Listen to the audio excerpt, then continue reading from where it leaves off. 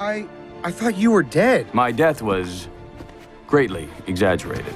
So, you're the punk I've heard about.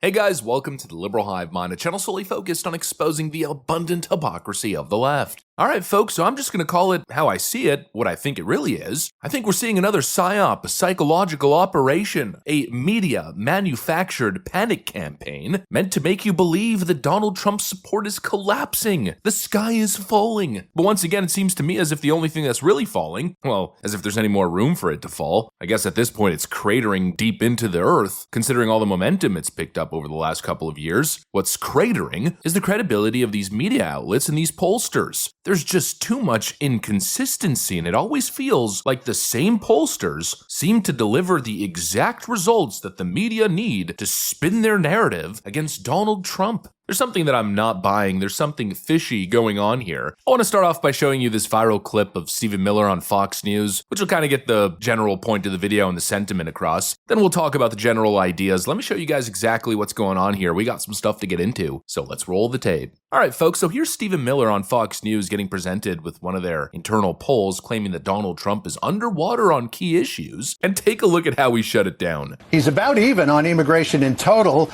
but everything else he's sort of underwater, and particularly on the economy, tariffs, and inflation, he's well underwater. You've still got some work to do in that front. A lot of people think that he's spending too much time on tariffs and not enough time on the economy and lowering prices. What do you say? Well, I don't want to make things awkward for you, John, but it is our opinion that Fox News needs to fire his pollster. I won't surprise you with that. I don't think you're surprised that I'm saying that, but the Fox News pollster has always been wrong about President Trump. They were the ones that said all summer long that Kamala Harris was going to be the 47th president of the United States. So we don't acknowledge any of that polling. He says he won't even engage, and honestly, I don't blame him. I don't blame him one bit. Fox has been absolutely brutal. I mean, they have been horrible on their Trump polling. I'd even argue historically they're one of the worst in the game. They're consistently off, consistently hostile to Donald Trump, and now for some reason engaging in conversation here, they expect Stephen Miller and the rest of us to take their polling data as if it's the gospel truth? Give me a frickin' break. I'm just not buying it, and obviously there's an ulterior motive here. You know, it's not just Fox. You've got all these supposed respected pollsters essentially trying to convince you that Trump's approval is in freefall. He's down 15 points, the worst 100 days in history. His base is abandoning him. He's losing on all issues, even the economy. But I think it's a full-blown narrative push. They're exaggerating the numbers, probably in an effort to dissuade the White House from continuing their tariff effort. You know, something tells me that the hyper-negative polling results are just not accurate. Because when you take a deep breath and start looking at all the data, well, you start to notice the disparities. Sure, you got the typical anti-Trump polls that are showing this doomsday scenario for the White House, but then once you take a look at the what I call the real pollsters, those who have been much better at polling in the Trump era, we're just not seeing this doomsday falling off the cliff, rolling down scenario. RMG Research has Donald Trump at 49% approval to 48% disapproval. Rasmussen Reports, of course one of the best pollsters in the game,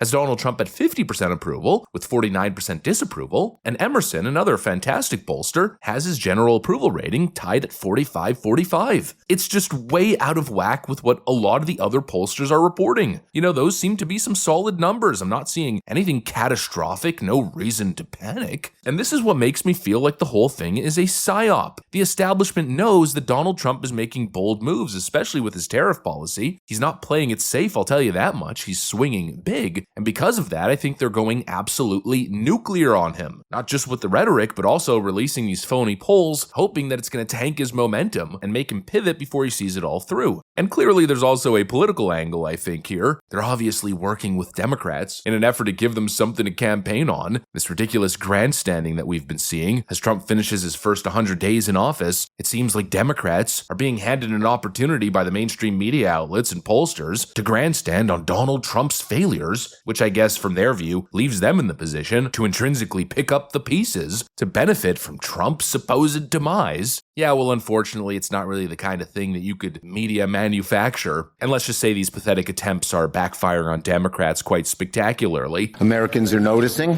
The polls this week show Trump has the lowest 100-day approval rating since they started polling 80 years ago, the lowest. Even worse, 72% of Americans think it's likely that Trump's handling of the economy will walk us directly into a recession. There's a poll out today that has your approval ratings lower than any other congressional leader at 17%. Are you concerned that you may be a liability for your party? Polls come and go. Our party is united.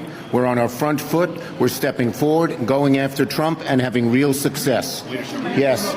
Yeah, that's got to be one of the funniest clips ever. We got Chuck Schumer stepping up to the podium to brag about Donald Trump's horrible approval ratings, but not even 2 minutes later during that same event, a reporter hits him with the truth that his own approval rating is sitting at 17%. And then he responds with, oh, well, you know, polls come and go. Well, I guess that same logic can be applied to the Trump administration now, can't it? You cannot make this stuff up. The idea that Trump's falling apart and Democrats are surging is ridiculous. I'm a big fan of the oldies, and when it comes to the feelings that Americans, voters at large, and Democrats have, I can't help but think of Chubby Checker. Why is that? Because the question is, how low can you go?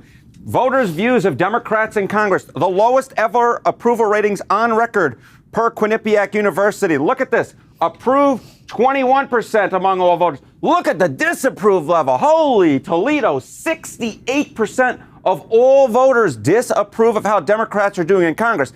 Now, you might think that is low, and this is the lowest number on your screen here, down at 21%. But I want to bring you over here to how Democratic voters feel, because this is truly unbelievable. Amongst their own party, how do Democratic representatives, senators, how are they viewed? Get this, the plurality disapprove at 49%. More Democrats disapprove of the job that their party is doing in Congress than approve. Get this, only 40% approve. These are truly horrific numbers. They're in the trash bin of history. The Democrat Party is still in complete collapse, and I'm just done with the phony narratives. You know, Trump's numbers certainly have taken a few hits here and there. He's out of his honeymoon period, which is pretty much to be expected, and especially with Trump, he's quite the controversial figure. You know, I'm not going to sit here and claim that his approval's at an all-time high. Certainly, we've seen a little bit of a dip, but if you look at the bigger picture, and if you look at the pressure that he's under, Trump's swinging big and he's taking risks that no other politician would dare touch. And you got the media, the markets, the globalist class, the uniparty rhinos and neocons and clowns. They're all gunning for him right now because he's doing what nobody else would, trying to fundamentally restructure America's trade relationships and put the nation back in the driver's seat. You know, Scott Besson said it quite clearly. As a recovering Wall Street person, I can tell you Wall Street people like instant gratification. President Trump's agenda is an agenda for the next 1, 2, 3 decades in the U.S. of bringing back manufacturing. You know, we have a very, what I call a barbell economy. On one side, we're the envy in the world of financial services, tech. On the other side, we're a great natural resource economy driven by energy. We're going to keep the energy dominance going. And what President Trump is doing is looking to bring back the precision manufacturing jobs that have left over the past decades. And I think we will close the uncertainty aperture more and more every day, every week on these tariffs. But we didn't get here overnight. We're not going to fix this overnight, but I do think uncertainty will go away. It's a risky and bold maneuver. And sure, it's not going to pull well in the short term. And Donald Trump even warned us of that. He said, yeah, there might be some short-term pain, but the idea is to set up the next 20 years for America to be in a position of strength. And clearly right now, we're going through the storm, and the media and their Democrat allies are attempting to use this as an opportunity to hit Donald Trump from all angles, considering the market slump and the likely economic slowdown, at least for this quarter, and then compound on top of that all the noise from the media and all the grandstanding from Democrats. If you think about it, looking at the Rasmussen poll, the Emerson poll, and the RMG research poll, it seems as though Donald Trump is faring pretty well as he navigates this storm, I'll tell you that much. So again, I don't think the story is that the Trump administration and Trump's approval is collapsing. No, I think the real story is he's faring tremendously well considering the circumstances. But that, of course, is something the media will never tell you because they're too busy trying to sabotage his vision and agenda. Anyways, that's pretty much what I got for you guys. Hopefully you enjoyed the video. If you did, make sure to leave a like and possibly subscribe. Thanks for watching, and I'll see you on the next one.